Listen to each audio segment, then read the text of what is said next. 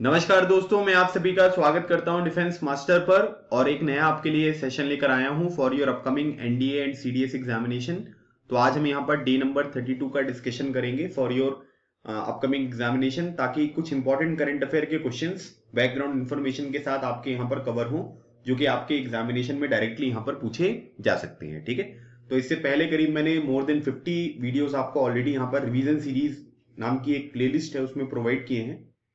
तो अगर आप उन वीडियोस को देख लोगे तो काफी सारी इंपॉर्टेंट चीजें आपके एग्जामिनेशन के लिए आपकी यहां पर कवर हो जाएंगी। ठीक है, तो चलिए स्टार्ट करते हैं आज का हमारा सेशन। पहला क्वेश्चन देखिए दिया हुआ है, कंसीडर द फॉलोइंग स्टेटमेंट्स। फिर दो स्टेटमेंट आपको दिए गए हैं और आपको यह बताना है कि इन दोनों स्टेटमेंट में से कौन से स्टेटमेंट है जो कि करेक्ट है। पहली बात बोली जा रही है कि the 104th amendment to the Indian constitution provides constitutional status to the national commission for backward classes. Article 342 of the Indian Constitution empowers the governor of a state to specify the socially and educationally backward communities in the state। तो आपको बताना है कि इनमें से कौन से statement है जो कि यहां पर सही है। अब देखिए ये जो क्वेश्चन है ना, ये करंट अफेयर का भी है और अगर आप यहां पर देखोगे तो ये क्वेश्चन आपका इंडियन पॉलिटी से रिलेटेड भी आपको देखने को मिलेगा। ठीक है, तो अब यहां पर अगर हम देखेंगे तो यहां पर क्या बोला गया है कि 104th अमेंडमेंट जो है इंडियन कॉन्स्टिट्यूशन का, वो कॉन्स्टिट्यूशनल स्टेटस प्रोवाइड करता है national commission for backward classes. तो देखिए अगर हम यहां पर देखेंगे तो यहां पर क्या है कि अगर हम यहां पर समझे कि भाई 104th अमेंडमेंट है ना, वो यहां पर क्या है, तो इसके बारे में हम थोड़ा सा देख लेते हैं।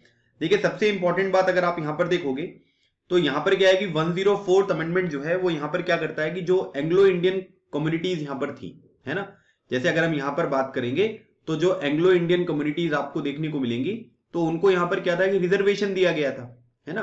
तो अब अगर बात करेंगे हम लोकसभा में, तो लोकसभा में 2 सीटें जो थी वो रिजर्व थी, है ना, और साथ ही साथ अगर आप विधानसभा में देखोगे तो कहीं पर 1 कहीं पर 2 जो है वो सीट्स यहां पर एंग्लो इंडियन कम्युनिटी के लिए रिजर्व यहां पर होती थी। तो अब यहां पर क्या है कि इस पर्टिकुलर एक्ट ने, जो ये 104th अमेंडमेंट एक्ट था यहां पर, इसकी वजह से यहां पर क्या हुआ कि भाई जो कि आप ये कह सकते हैं कि एंग्लो इंडियन कम्युनिटी जो है यहां पर, ठीक है, उनके लिए जो रिजर्वेशन है वो यहां पर समाप्त कर दिया गया है। और उसके बाद आप ये कह सकते हैं कि जो शेड्यूल कास्ट या जो शेड्यूल ट्राइब्स यहां पर होती हैं, ठीक है, उनके लिए जो रिजर्वेशन है उसको अगले 10 सालों के लिए जो है वो यहां पर एक्सटेंड कर दिया गया है ना। तो मतलब आप ये कह सकते हैं कि इनका जो है ये रिमूव किया गया है और इनके लिए आप ये कह सकते हैं कि 10 ईयर्स का जो है वो एक्सटेंशन यहां पर दिया गया है ना। तो ये जो है ये किससे रिलेटेड है, ये 104th जो हमारा कॉन्स्टिट्यूशनल अमेंडमेंट एक्ट है उससे रिलेटेड आपको देखने को मिलेगा। तो इसका मतलब यहां पर ये हुआ कि 104th जो अमेंडमेंट यहां पर आपको देखने को मिल रहा है, ये constitutional status national commission for backward classes को प्रोवाइड नहीं करता है। तो अब ये कौन सा वाला जो एक्ट है वो यहां पर इसको प्रोवाइड करेगा, तो ये है आपका 102nd, ठीक है, कॉन्स्टिट्यूशनल अमेंडमेंट एक्ट ऑफ 2018। ठीक है, ये यहां पर क्या करता है कि ये 2 नए आर्टिकल जो है वो इंट्रोड्यूस करता है। अगर हम बात करेंगे तो आर्टिकल 338B और उसके बाद आर्टिकल 342A, है ना, ये 2 आर्टिकल जो है वो इसके द्वारा इंट्रोड्यूस यहां पर किए गए और national commission for backward classes को जो है वो एक कॉन्स्टिट्यूशनल स्टेटस जो है वो यहां पर प्रोवाइड किया गया।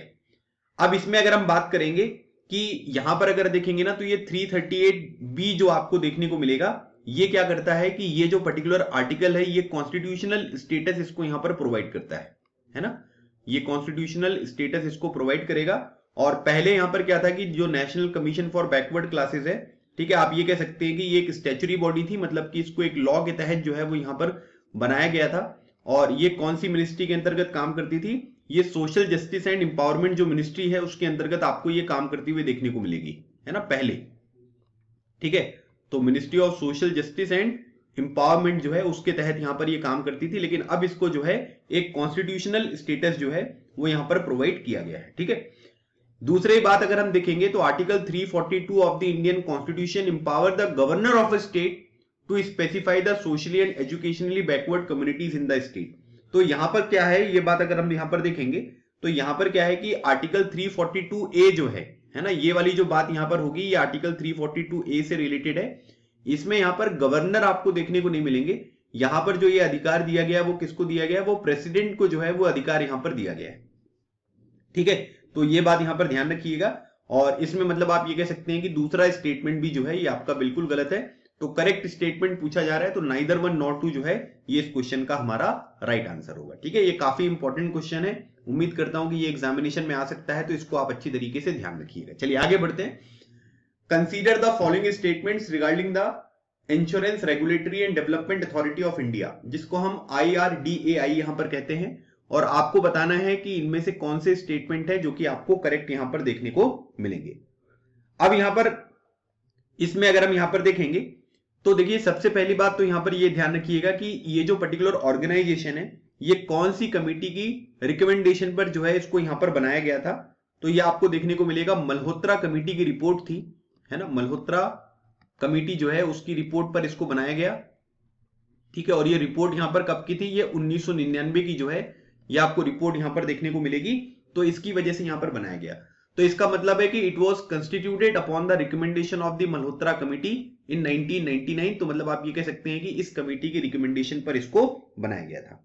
ठीक है, उसके बाद यहां पर आप ये कह सकते हैं कि इसको एक स्टैच्यूटरी बॉडी का दर्जा जो है वो यहां पर दिया गया। कब दिया गया, इसको अप्रैल 2000 में। ठीक है, इसको यहां पर एक स्टैच्यूटरी बॉडी जो है उसका यहां पर दर्जा दिया गया। इसका मतलब है कि ये स्टेटमेंट भी आपका बिल्कुल सही है। ठीक है, और इसका बेसिक ऑब्जेक्टिव अगर हम यहां पर देखेंगे तो जो भी कंपटीशन यहां पर होता है ना, उसको थोड़ा सा प्रमोट करना ताकि कस्टमर का जो सेटिस्फेक्शन यहां पर है ना, वो यहां पर बढ़ सके, और साथ ही साथ जो भी कंज्यूमर के पास चॉइसेस हैं, ठीक है, वो यहां पर आपको देखने को मिले ताकि फाइनेंशियल सिक्योरिटी जो है इंश्योरेंस मार्केट में आपको ज्यादा अच्छी तरीके से देखने को मिले। ये इसका एक बेसिक मोटिव होता है। और इसका हेडक्वार्टर अगर आप देखोगे तो ये आपको हैदराबाद में देखने को मिलेगा। तो ये स्टेटमेंट भी जो है ये आपका बिल्कुल सही है। तो तीनों स्टेटमेंट जो है ये आपको बिल्कुल सही देखने को मिल रहे हैं। तो इसका मतलब यहां पर हुआ कि 1, 2 एंड 3 जो है ये करेक्ट स्टेटमेंट है, ऑप्शन नंबर डी। चलिए अगली बात करते हैं। Which of the following statements is are correct regarding the Svamitva scheme, है ना। तो स्वामित्व स्कीम से रिलेटेड इनमें से कौन से स्टेटमेंट है जो कि करेक्ट है। 3 स्टेटमेंट आपको दिए गए हैं और आपसे ये पूछा जा रहा है कि करेक्ट स्टेटमेंट बताइए। तो पहला स्टेटमेंट दिया गया कि द स्वामित्व is a central sector scheme, it aims to demarcate the rural inhabited areas, the ministry of earth science is the nodal ministry for this scheme। तो आपको बताना है कि इनमें से करेक्ट स्टेटमेंट जो है वो यहां पर क्या है। अब देखिए सबसे पहली बात तो जो इस तरीके की स्कीम वगैरह होती है ना, इनके कुछ जो है ये फुल फॉर्म वगैरह भी होते हैं, है ना। तो इसको अगर हम देखेंगे तो इसको हम क्या बोलते हैं, इसको बोलते हैं सर्वे ऑफ विलेजेस। ठीक है, survey of villages and mapping. ठीक है, ये भी काफी इंपॉर्टेंट क्वेश्चन है। Survey of villages and mapping with improvise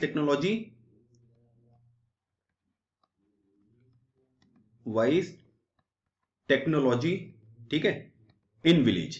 ये इसका जो है ये आपको पूरा का पूरा जो है ये फुल फॉर्म देखने को मिलेगा। ठीक है, तो अब यहां पर क्या है कि अभी ये क्यों स्कीम जो है ये आपको न्यूज में देखने को मिल रही है कि अभी यहां पर क्या हुआ है कि मिनिस्ट्री ऑफ पंचायती राज, है ना, जो मिनिस्ट्री ऑफ पंचायती राज है उसने यहां पर क्या किया है कि उसने यहां पर कुछ चेंजेस यहां पर किए हैं। जैसे अगर आप देखेंगे तो ये है मिनिस्ट्री ऑफ पंचायती राज। अच्छा, हमारे जो पंचायती राज मिनिस्टर हैं उनका नाम है श्री गिरिराज सिंह, जो कि बेगूसराय से मेंबर ऑफ पार्लियामेंट है। ठीक है, और वो हमारे रूरल डेवलपमेंट मिनिस्टर भी आपको देखने को मिलेंगे। ठीक है, तो मिनिस्ट्री ऑफ पंचायती राज ने अभी एक नए फ्रेमवर्क जो है वो यहां पर रिलीज किए हैं ताकि ये जो पर्टिकुलर स्कीम है इसका इंप्लीमेंटेशन सही तरीके से यहां पर किया जाए। ठीक है, और एक बात ये भी ध्यान रखिएगा, नेशनल पंचायती राज डे, ये भी काफी इंपॉर्टेंट क्वेश्चन है कि नेशनल पंचायती राज डे जो है वो यहां पर कब सेलिब्रेट होता है। तो नेशनल पंचायती राज डे को हम सेलिब्रेट करते हैं 24 अप्रैल को। ठीक है, और एक बात यहां पर ये ध्यान रखना है कि ये जो पर्टिकुलर स्कीम थी ये 24 अप्रैल को, है ना, मतलब ये जो स्कीम है ये 2021 में यहां पर लॉन्च हुई 24 अप्रैल के दिन, मतलब पंचायती राज डे जो था उस दिन यहां पर इसको इनॉग्रेट किया गया। और ये सेंट्रल सेक्टर स्कीम है, मतलब कि इसमें जो पूरा का पूरा पैसा होगा वो कौन देगा, वो सेंट्रल गवर्नमेंट यहां पर प्रोवाइड करेगी। ठीक है, तो ये बात आपको ध्यान रखना है। और इसकी जो नोडल मिनिस्ट्री यहां पर आपको देखने को मिलेगी ये है मिनिस्ट्री ऑफ पंचायती राज। तो इसका मतलब आप ये कह सकते हैं कि ये वाला स्टेटमेंट जो है ये बिल्कुल गलत है, पहला स्टेटमेंट जो है ये बिल्कुल सही है। और यहां पर एक चीज आपसे ये भी पूछा जा सकता है कि इंप्लीमेंटेशन एजेंसी कौन सी है ना, इंप्लीमेंटेशन जो यहां पर होगा इस स्कीम का वो यहां पर कौन करेगा। तो इंप्लीमेंटेशन एजेंसी जो है वो यहां पर क्या करेगा, सर्वे ऑफ इंडिया। ठीक है, सर्वे ऑफ इंडिया जो है वो यहाँ पर इसकी टेक्नोलॉजी इंप्लीमेंटेशन एजेंसी यहाँ पर आपको देखने को मिलेगी। ठीक है, और इसका बेसिक एम यहाँ पर क्या है कि इसका एम जो है वो यहाँ पर इंटीग्रेटेड प्रॉपर्टी वैलिडेशन जो सॉल्यूशन होते हैं वो रूरल इंडिया में यहाँ पर आपको प्रोवाइड करना है। और साथ ही साथ आप यहाँ पर ये कह सकते हैं कि मैपिंग वगैरह की एक्यूरेसी वगैरह जो होती है उसको यहाँ पर प्रोवाइड करना। तो मतलब आप ये कह सकते हैं कि डीमार्केट करना, जो भी रूरल इनहेबिटेड यहाँ पर एरियाज हैं उनको डीमार्केट करने की बात यहाँ पर हो रही है। ठीक है, तो ये दोनों स्टेटमेंट जो है, पहला और दूसरा ये सही है, लेकिन तीसरा स्टेटमेंट जो है ये गलत है। तो आपसे पूछा जा रहा है कि करेक्ट स्टेटमेंट बताइए। सो 1 and 2 ओनली जो है ये इस क्वेश्चन का राइट आंसर है। चलिए क्वेश्चन नंबर 4 देखिए। क्वेश्चन नंबर 4 दिया है, consider the following statements. 3 statement आपको दिए गए हैं और आपसे ये पूछा जा रहा है कि इनमें से कौन से स्टेटमेंट है जो कि करेक्ट है। पहली बात, intellectual property rights are the rights given to person over the creation of their minds. India is not committed to the agreement on trade related aspect of intellectual property, जिसको हम TRIPS agreement यहां पर कहते हैं। And TRIPS agreement sets the minimum standard of protection for copyright and related rights. ठीक है, तो अब ये 3 स्टेटमेंट है इंटेलेक्चुअल प्रॉपर्टी राइट से रिलेटेड। आपको बताना है कि इनमें से कौन से स्टेटमेंट है जो कि यहां पर आपको सही देखने को मिलेंगे। ठीक है, अब यहां पर क्या है कि देखिए अभी ये चीज न्यूज में क्यों आई है, क्योंकि अभी यहां पर क्या हुआ है कि यूनाइटेड स्टेट्स ने, है ना, यहां पर एक डेवलपमेंट किया है। तो अगर हम इसमें देखेंगे तो यूनाइटेड नेशन ने यहां पर अनाउंस किया है कि भाई जो इंटेलेक्चुअल प्रॉपर्टी राइट्स हैं, है ना, मतलब intellectual property rights for covid vaccine, है ना, मतलब लोग यहां पर क्या कर रहे हैं कि कोविड-19 से भी पैसा कमाने की कोशिश यहां पर कर रहे हैं। तो यहां पर क्या है कि यूएसए ने बोला है कि भाई जो भी कोविड-19 की वैक्सीन होती हैं उसमें जो ये इंटेलेक्चुअल प्रॉपर्टी राइट्स है इनको वेव करना चाहिए, और यूनाइटेड स्टेट जो है वो उसको यहां पर अपना सपोर्ट प्रोवाइड कर रहा है ना। और आप यहां पर ये कह सकते हैं कि जब यूनाइटेड स्टेट्स ने इस बात को यहां पर एग्री किया है तो इसमें एक बहुत ही बड़ा ब्रेक थ्रू जो है वो इंडिया और साउथ अफ्रीका को यहां पर मिला है, जिसने हमेशा ये बात यहां पर उठाई है वर्ल्ड ट्रेड ऑर्गेनाइजेशन में मेंबर कंट्रीज से कि भाई आप सभी लोग यहां पर एग्री करिए ताकि हम पेंडेमिक से सभी लोग बराबर तरीके से यहां पर लड़ाई लड़ सकें, है ना, क्योंकि गरीब कंट्री जो है वो महंगी दवाइयां नहीं खरीद सकेंगे, महंगी वैक्सीन जो है वो नहीं खरीद पाएंगे, तो वहां पर सिचुएशन जो है वो कंट्रोल नहीं हो पाएगी। इसलिए इंडिया, साउथ अफ्रीका ये कुछ उन कंट्रीज में से हैं जिन्होंने हमेशा वर्ल्ड ट्रेड ऑर्गेनाइजेशन पर इस बात को यहां पर आगे बढ़ाया है कि जो भी कोविड-19 वैक्सीन है उससे रिलेटेड जो आईपी राइट्स है उनको वेव यहां पर करना चाहिए ताकि सभी कंट्रीज समान तरीके से वैक्सीन का यहां पर प्रयोग कर सकें।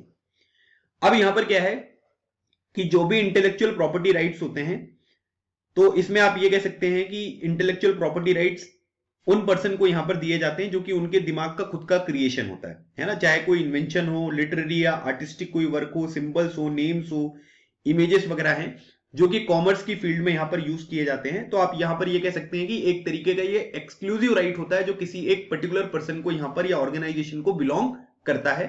तो इसका मतलब यहां पर ये हुआ कि पहला स्टेटमेंट बिल्कुल सही है, intellectual property rights are the rights given to person over the creation of their minds. अब उसके बाद अगर हम यहां पर देखेंगे तो यहां पर बोला जा रहा है कि India is not committed to the agreement on trade related aspect of intellectual property agreement. तो ऑब्वियसली ये गलत है क्योंकि इंडिया जो है इस तरीके की चीजों में काफी आगे रहा है, और जो यहां पर ये ट्रिप्स एग्रीमेंट है उसमें इंडिया आपको ये मेंबर देखने को मिलेगा। तो दूसरा स्टेटमेंट जो है ये बिल्कुल गलत है। ठीक है, तीसरी बात यहां पर बोली जा रही है कि ट्रिप्स एग्रीमेंट जो है ये minimum standard of protection for copyright and related right जो है वो यहां पर करता है। मतलब आप ये कह सकते हैं कि ट्रेडमार्क हो गया, ज्योग्राफिकल इंडिकेशन हो गया, या फिर इंडस्ट्रियल डिजाइन, पेटेंट वगैरह जो है, इन सब चीजों के ऊपर आप ये कह सकते हैं कि मिनिमम स्टैंडर्ड जो है इस एग्रीमेंट के तहत यहां पर रखे जाते हैं। तो ये वाला जो भी तीसरा वाला जो स्टेटमेंट है ये भी आपका बिल्कुल सही है। तो आपसे ये पूछा जा रहा है कि इन तीनों स्टेटमेंट में से करेक्ट स्टेटमेंट कौन से हैं। सो ऑप्शन नंबर सी जो है ये हमारे इस क्वेश्चन का राइट आंसर है। 1 and 3 only is the correct statement. ठीक है भाई, चलिए आगे बढ़ते हैं। क्वेश्चन नंबर 5 देखिए, In which of the following cases the Supreme Court of India has fixed the upper limit of 50% for reservation, है ना, मतलब 50% से ज्यादा आप रिजर्वेशन यहां पर नहीं कर सकते हो। ये सुप्रीम कोर्ट ने कौन से केस में जो है ये बात यहां पर फिक्स कर दी थी। ठीक है, ये बात आपसे यहां पर पूछी जा रही है। तो केशवानंद भारती केस है, IR कोल्हो केस 2007, पुट्टास्वामी केस 2017, या फिर इंदिरा साहनी केस 1992। तो आपको बताना है कि इसमें से जो हमारा राइट आंसर होगा वो यहां पर क्या होगा। देखिए अब इसमें अगर हम बात करेंगे तो इसमें देखिए सारे के सारे जो केस आपको यहां पर देखने को मिल रहे हैं, तो इसमें यहां पर क्या है कि सब चीजें जो है वो बिल्कुल इंपॉर्टेंट है ना। और इसमें आप सभी को पता है कि है ना, क्या क्या चीजें किसमें हुई हैं, तो इनके बारे में आपको ध्यान रखना है। तो अब यहां पर क्या है कि जैसे मान लीजिए कि सबसे इंपॉर्टेंट बात अगर हम देखेंगे तो केशवानंद भारती केस जो 1973 का है, ये बेसिक स्ट्रक्चर के बारे में बात करता है ना, कि भाई अगर आप संविधान में कोई चेंजेस वगैरह करना चाहते हैं तो उससे जो संविधान का मूलभूत ढांचा है, बेसिक स्ट्रक्चर है, वो यहां पर परिवर्तित नहीं होना चाहिए, है ना। एक बात ये है। पुट्टा स्वामी केस में अगर हम देखेंगे तो इसमें राइट टू प्राइवेसी के बारे में बात करती है ना, कि भाई राइट टू प्राइवेसी जो है वो आर्टिकल 21 के तहत जो है वो एक फंडामेंटल राइट है।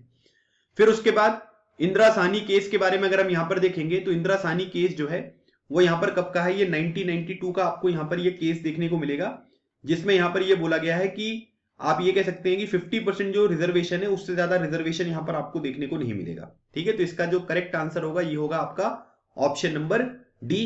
बाकी फिर अगर हम यहां पर देखेंगे जो IR कोलो केस यहां पर देखने को मिलेगा, ठीक है, तो इसमें यहां पर ये बोला गया था कि बेसिकली जो 9th शेड्यूल वगैरह के आइटम वगैरह यहां पर होते हैं, तो जुडिशियल रिव्यू से रिलेटेड आपको ये देखने को मिलेगा। तो इसमें जुडिशियल रिव्यू के बारे में बात करी गई है और इसमें जो 9th शेड्यूल में आइटम्स वगैरह हैं उनसे रिलेटेड यहां पर ये जजमेंट आपको दिया गया था। ठीक है, तो इसका जो हमारा राइट आंसर होगा ये क्या होगा, ऑप्शन नंबर डी। ये काफी न्यूज में था, तो एग्जामिनेशन में आपसे इसके ऊपर क्वेश्चन जो है वो डायरेक्टली पूछा जा सकता है, तो इसके बारे में आपको जानकारी यहां पर रखनी है। ठीक है भाई, चलिए क्वेश्चन नंबर 6 हम यहां पर देखते हैं। क्वेश्चन नंबर 6 में जो बात हो रही है इसमें हम इको सेंसिटिव जोन्स के बारे में बात कर रहे हैं। ठीक है, with reference to the eco sensitive zones consider the following statements. दो स्टेटमेंट दिए गए हैं और आपको बताना है कि इनमें से कौन सा स्टेटमेंट है जो कि यहां पर करेक्ट है। Eco sensitive zones are an areas within 10 kilometre around protected areas, national park and wildlife sanctuary. मतलब कि इको सेंसिटिव जोन वो एरिया होते हैं 10 किलोमीटर तक जो किसी प्रोटेक्टेड एरिया, नेशनल पार्क या वाइल्ड लाइफ सेंचुरी के पास होते हैं, और इसको वाइल्ड लाइफ प्रोटेक्शन एक्ट 1972 के तहत जो है वो नोटिफाई यहां पर किया जाता है। तो आपको बताना है कि इनमें से कौन से स्टेटमेंट हैं जो कि यहां पर आपको सही देखने को मिलेंगे। देखिए, इको सेंसिटिव जोन्स की जब भी यहां पर बात होगी याद रखिएगा 10 किलोमीटर की range, protected areas, national park या वाइल्ड लाइफ सेंचुरीज के आसपास का जो 10 किलोमीटर का एरिया होता है, हम इको सेंसिटिव जोन यहां पर कहते हैं, क्योंकि यहां पर बायोडाइवर्सिटी आपको बहुत ज्यादा देखने को मिलती है। ठीक है, अब यहां पर क्या है कि अगर हम यहां पर बात करेंगे तो यहां पर यह बोला जा रहा है कि इसको वाइल्ड लाइफ प्रोटेक्शन एक्ट 1972 के अंतर्गत जो है इसको नोटिफाई यहां पर किया जाता है। तो ये बिल्कुल गलत है, क्योंकि यहां पर क्या है कि अगर आप देखोगे तो यहां पर एक मैं आपको यहां पर जो है इसका मतलब किसके अंतर्गत इसको यहां पर नोटिफाई किया जाता है उसके बारे में मैं आपको बताता हूं। तो यहां पर अगर आप देखोगे तो ministry of environment, forest and climate change, ठीक है, उसमें अगर आप यहां पर देखेंगे तो इसमें अगर आप देखोगे तो इसमें एक इन्वायरमेंट प्रोटेक्शन एक्ट है। ठीक है, इन्वायरमेंट प्रोटेक्शन एक्ट, और ये जो इन्वायरमेंट प्रोटेक्शन एक्ट आपको देखने को मिलेगा ये कब का है, ये है 1986 का। तो मतलब यहां पर क्या है कि कोई भी अगर यहां पर इको सेंसिटिव जोन है उसको डिक्लेयर करने की रिस्पॉन्सिबिलिटी जो है वो किसकी है, वो ministry of environment, forest and climate change की है। और कौन से एक्ट के तहत वो नोटिफाई करते हैं, तो इन्वायरमेंट प्रोटेक्शन एक्ट 1986 के तहत इसको नोटिफाई यहां पर किया जाता है। तो इसका मतलब ये हुआ कि दूसरा स्टेटमेंट आपका गलत है, करेक्ट स्टेटमेंट पूछा जा रहा है। सो 1 ओनली जो है इस क्वेश्चन का बिल्कुल राइट आंसर हो गया। ठीक है, चलिए आगे बढ़ते हैं। अगला क्वेश्चन देखिए, which of the following statements are not correct. ठीक है, मतलब यहां पर नॉट करेक्ट जो है वो पूछा जा रहा है regarding the election commission of India. पहली बात बोली जा रही है कि part 15 of the Indian constitution provides for the establishment of ECI. ECI does not administer election to the office of president and vice president in India. The chief election commissioner can be removed from office by parliament on the grounds of proven misbehavior. तो आपको बताना है कि इनमें से कौन से statement है जो कि यहां पर करेक्ट नहीं है। देखिए, सबसे पहली बात अगर हम यहां पर बात करेंगे आर्टिकल 324 से लेकर 329 तक, ठीक है, 324 से लेकर 329 तक, ये किसके बारे में बात करता है, इलेक्शन कमीशन ऑफ इंडिया के बारे में बात करता है। नेशनल वोटर्स डे हम 25 जनवरी को यहां पर सेलिब्रेट करते हैं। ठीक है, क्योंकि उसी दिन जो है वो इलेक्शन कमीशन ऑफ इंडिया की स्थापना यहां पर करी गई थी।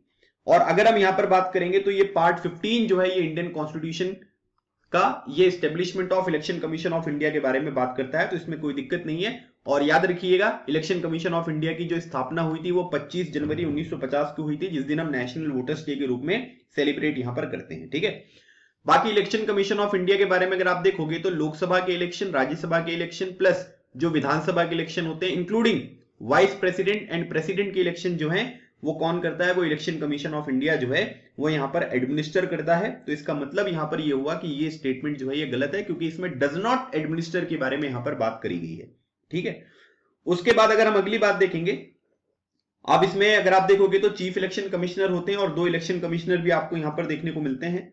और एक बात ये भी ध्यान रखिएगा कि पार्लियामेंट जो है वो प्रूवन मिसबिहेवियर है ना, या फिर इनकैपेसिटी, ये 2 चीजें यहां पर जो है वो बताई गई हैं। तो इनके बेसिस पे जो है वो यहां पर क्या किया जा सकता है कि इनको रिमूव किया जा सकता है, और इनको रिमूव करने का जो प्रोसीजर होगा वो सिमिलर टू सुप्रीम कोर्ट जज यहां पर आपको देखने को मिलेगा। जिस तरीके से सुप्रीम कोर्ट के जज को रिमूव किया जाएगा उसी तरीके से आप यहां पर कह सकते हैं कि जो इलेक्शन कमीशन ऑफ इंडिया के मेंबर्स हैं उनको रिमूव यहां पर किया जाता है। तो इसका मतलब यहां पर यह हुआ कि तीसरा स्टेटमेंट भी जो है ये बिल्कुल सही है। अभी आपसे ये पूछा जा रहा है कि इनमें से गलत स्टेटमेंट कौन सा है, नॉट करेक्ट, तो 2 ओनली जो है ये इस क्वेश्चन का बिल्कुल राइट आंसर है। Option number B is the right answer. चलिए क्वेश्चन नंबर 8 देखिए, कंसीडर द फॉलोइंग स्टेटमेंट्स, और 3 स्टेटमेंट आपको दिए गए हैं और आपसे ये पूछा जा रहा है कि इनमें से कौन सा स्टेटमेंट है जो कि यहां पर बिल्कुल सही है। The second generation 2G technology worked on analog radio signals, 4G technology was launched with a peak speed of 100 Mbps to 1 Gbps. 5G technology works in only high band spectrum which has high speed as well as maximum coverage. तो आपको बताना है कि इन तीनों statement में से कौन से स्टेटमेंट है जो कि यहां पर आपको सही देखने को मिलेंगे। देखिए अगर हम बात करेंगे 2G टेक्नोलॉजी के बारे में, तो 2G टेक्नोलॉजीज जो हैं ये कब लॉन्च करी गई थी, करीब 1990s में इसको यहां पर लॉन्च किया गया था। और इसमें याद रखिएगा इसमें डिजिटल रेडियो सिग्नल का जो है वो यहां पर प्रयोग होता है। ठीक है, जो डिजिटल रेडियो सिग्नल्स होते हैं उसका यहां पर प्रयोग किया जाता है, और इसमें वॉइस, ठीक है, प्लस जो डेटा ट्रांसमिशन है, दोनों चीजें यहां पर जो है ये आपको यहां पर मतलब यूज होती हुई दिखाई देंगी। मतलब दोनों चीजें जो है वो हम यहां पर कर सकते हैं, इसमें कोई प्रॉब्लम नहीं है। और इसमें आप बैंडविड्थ कह सकते हैं कि करीब 64 kbps जो है इसकी बैंडविड्थ आपको देखने को मिलेगी। तो इसका मतलब यहां पर आप ये कह सकते हैं कि ये वाला जो स्टेटमेंट है ये आपका बिल्कुल गलत है। बाकी अगर आप एक बात देखेंगे 1G टेक्नोलॉजी के बारे में, ठीक है, 1G टेक्नोलॉजी जो है इसको 1980s में यहां पर लॉन्च किया गया था, और ये जो है ये किसके ऊपर काम करता है, ये एनालॉग रेडियो सिग्नल्स के ऊपर काम करता है। ठीक है, याद रखिएगा एनालॉग रेडियो सिग्नल के ऊपर 1G टेक्नोलॉजी जो है वो यहां पर काम करती है, लेकिन 2G जो है वो किसके ऊपर काम करती है, वो डिजिटल रेडियो सिग्नल्स के ऊपर यहां पर काम करती है।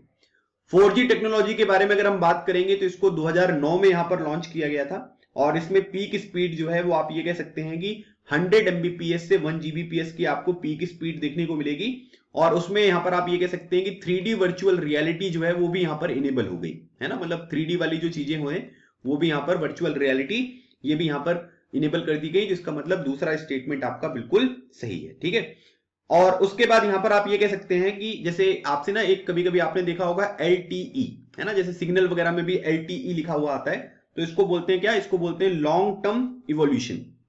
ठीक है, लॉन्ग टर्म इवोल्यूशन जो है ये इसका फुल फॉर्म यहां पर होता है, एक बात ये भी ध्यान रखना है। और इसमें क्या है कि लेटेस्ट अपग्रेड है जो आपको यहां पर देखने को मिलेगा। ठीक है, और 5G टेक्नोलॉजी जो है आप ये कह सकते हैं कि इसमें 3 तरीके की फ्रीक्वेंसी स्पेक्ट्रम आपको देखने को मिलेंगे, जिसमें लो, मिड और हाई, ये 3 तरीके की जो फ्रीक्वेंसी स्पेक्ट्रम होते हैं वो आपको देखने को मिलते हैं। और आप यहां पर ये कह सकते हैं कि लो में जो स्पीड यहां पर आपको देखने को मिलेगी ये करीब 100 Mbps की स्पीड जो है वो आपको देखने को मिलती है ना। मीडियम में थोड़ा और आपको देखने को मिलेगा, और हाई बैंड जो स्पेक्ट्रम है, जैसे इसमें यहां पर बोला जा रहा है कि 5G technology work in only high band spectrum which has high speed as well as maximum coverage. तो यहां पर क्या है कि आप ये कह सकते हैं कि इसमें हाईएस्ट स्पीड तो है ना, स्पीड जो है वो यहां पर क्या है कि ये तो बहुत हाई देखने को मिलेगा, लेकिन इसका जो कवरेज यहां पर है ना वो यहां पर क्या है कि ये लिमिटेड आपको देखने को मिलेगा है ना, मतलब कवरेज जो है इसका बहुत ज्यादा आपको देखने को नहीं मिलता है। तो ये बात आपको ध्यान रखनी है। तो तीसरा वाला जो स्टेटमेंट है ये आपका बिल्कुल गलत है। हाई बैंड स्पेक्ट्रम में नहीं, लो, मिड और हाई तीनों में काम करेगा। हाई में स्पीड बहुत ज्यादा होगी, लेकिन कवरेज जो है वो आपको लिमिटेड यहां पर आपको देखने को मिलेगा। ठीक है, तो ये बात आपको यहां पर जो है ये आपको ध्यान रखना है। ठीक है, और लो वाले की स्पीड यहां पर कम होगी, लेकिन इसका जो कवरेज यहां पर होगा वो क्या होगा, वो आपको ज्यादा देखने को मिलेगा। तो करेक्ट स्टेटमेंट पूछा जा रहा है तो केवल एक ही स्टेटमेंट है जो कि करेक्ट है, तो ये हो गया आपका ऑप्शन नंबर बी, 2 ओनली जो है ये इस क्वेश्चन का राइट आंसर है। चलिए आगे बढ़ते हैं, क्वेश्चन नंबर 9 देखते हैं। With reference to the government securities acquisition programme, है ना, government securities acquisition programme, consider the following statements. ठीक है, दो स्टेटमेंट दिए गए हैं और आपको ये बताना है कि इनमें से कौन से स्टेटमेंट है जो कि सही है। तो जो यहां पर गवर्नमेंट सिक्योरिटीज एक्विजिशन प्रोग्राम है, ये आरबीआई का ओपन मार्केट ऑपरेशन उसका पार्ट है और it will help reduce the difference between the repo rate and the 10-year government bond yield. तो आपको बताना है कि इनमें से कौन से स्टेटमेंट है जो कि यहां पर सही है। ठीक है, तो अभी ये चीज यहां पर न्यूज में क्यों आई है, क्योंकि रिजर्व बैंक ऑफ इंडिया ने यहां पर डिसीजन लिया है कि ये क्या करेंगे कि जो भी यहां पर गवर्नमेंट सिक्योरिटीज हैं, ठीक है, तो उसको यहां पर क्या है कि परचेज करेंगे और ये जो परचेज यहां पर किया जाएगा ये गवर्नमेंट सिक्योरिटीज एक्विजिशन प्रोग्राम, जिसको हम क्या बोलते हैं, जिसको हम GSAP के नाम से जानते हैं। तो गवर्नमेंट सिक्योरिटीज एक्विजिशन प्रोग्राम के तहत जो है वो यहां पर जो है उसको यहां पर आप ये कह सकते हैं कि उसको परचेज किया जाएगा और इससे आप ये कह सकते हैं कि जो भी यहां पर बेंचमार्क है 10-year बॉन्ड फॉलिंग का, तो वो चीज जो है वो आपको यहां पर ये कह सकते हैं कि उसमें थोड़ा सा प्रोडक्टिविटी यहां पर देखने को मिलेगी, है ना। और उसके बाद यहां पर आप ये कह सकते हैं कि ये जो है ये आरबीआई का ओपन मार्केट ऑपरेशन का पार्ट यहां पर आपको देखने को मिलेगा और साथ ही साथ आप ये कह सकते हैं कि जो रेपो रेट है और 10-year गवर्नमेंट बॉन्ड यील्ड है वो भी यहां पर जो उनके बीच में डिफरेंस है उसको भी थोड़ा सा यहां पर रिड्यूस किया जाएगा। ठीक है, तो ये दोनों स्टेटमेंट जो है ये आपस में बिल्कुल सही है, बस इसके बारे में थोड़ी सी जानकारी रखनी है, ज्यादा बैकग्राउंड की आवश्यकता यहां पर नहीं है। ठीक है, नॉर्मल तरीके से आप इसको अगर ध्यान रखोगे तो क्वेश्चन जो है वो आपसे बन जाएगा। ठीक है, तो दोनों स्टेटमेंट आपके सही है, सो राइट आंसर हो गया ऑप्शन नंबर सी। चलिए आगे बढ़ते हैं, क्वेश्चन नंबर 10 देखिए, आखिरी क्वेश्चन है, विच of the following factor influence the south west monsoon formation, है ना, इनमें से कौन से फैक्टर हैं जो कि साउथ वेस्ट मानसून के फॉर्मेशन में जो है वो एक इंपॉर्टेंट फैक्टर आपको देखने को मिलेगा और 3 स्टेटमेंट दिए गए हैं और आपको बताना है कि इनमें से करेक्ट कौन सा है। अच्छा, भारत में जो सबसे ज्यादा बारिश होती है ना साउथ वेस्ट मानसून से होती है। Differential heating and cooling of land and water, presence of the high pressure area east of Madagascar, movement of tropical easterly jet stream over the Indian peninsula. तो आपको बताना है कि इनमें से कौन कौन से स्टेटमेंट हैं जो कि यहां पर आपको सही देखने को मिलेंगे। ठीक है, देखिए अब यहां पर क्या है कि अगर आप इसमें देखोगे तो यहां पर क्या होता है कि ये तीनों फैक्टर जो है वो रिस्पॉन्सिबल है ना, साउथ वेस्ट मानसून के फॉर्मेशन में, और एग्जामिनेशन में क्वेश्चन बन सकता है। अब यहां पर क्या है कि अगर आप देखोगे तो जैसे मान लीजिए कि जैसे हीट होगा, अगर कहीं पर आपको हीट दिखने को मिलेगा, ठीक है, तो लैंड वाला जो एरिया होता है वहां पर क्या है कि हीट होगी आपको, है ना, हीट ज्यादा होगा, हीट ज्यादा होगा तो यहां पर क्या होगा कि लो प्रेशर क्रिएट होगा, है ना। वाटर में क्या होगा कि वाटर में जो है वो हाई प्रेशर क्रिएट होगा, है ना, ये बात आपको ध्यान रखना है। तो आपको एक बात ये ध्यान रखना है कि डिफरेंशियल हीटिंग एंड कूलिंग जो हो रहा है, तो लैंड यहां पर हीट होगा, वाटर जो है वो कूल होगा, लैंड हीट हो रहा है तो लो प्रेशर क्रिएट होगा और वाटर कूल है तो हाई प्रेशर क्रिएट होगा। तो ये वाला जो रीजन है ये बिल्कुल सही है, इसमें कोई प्रॉब्लम नहीं है।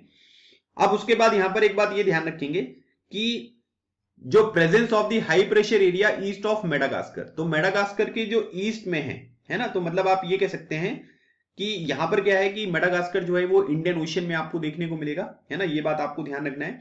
तो इसकी वजह से यहां पर क्या होता है कि हाई प्रेशर जब यहां पर क्रिएट होता है, जिसकी वजह से इंडियन जो यहां पर मानसून है इसके ऊपर भी इंपैक्ट आपको पड़ता हुआ दिखाई देता है।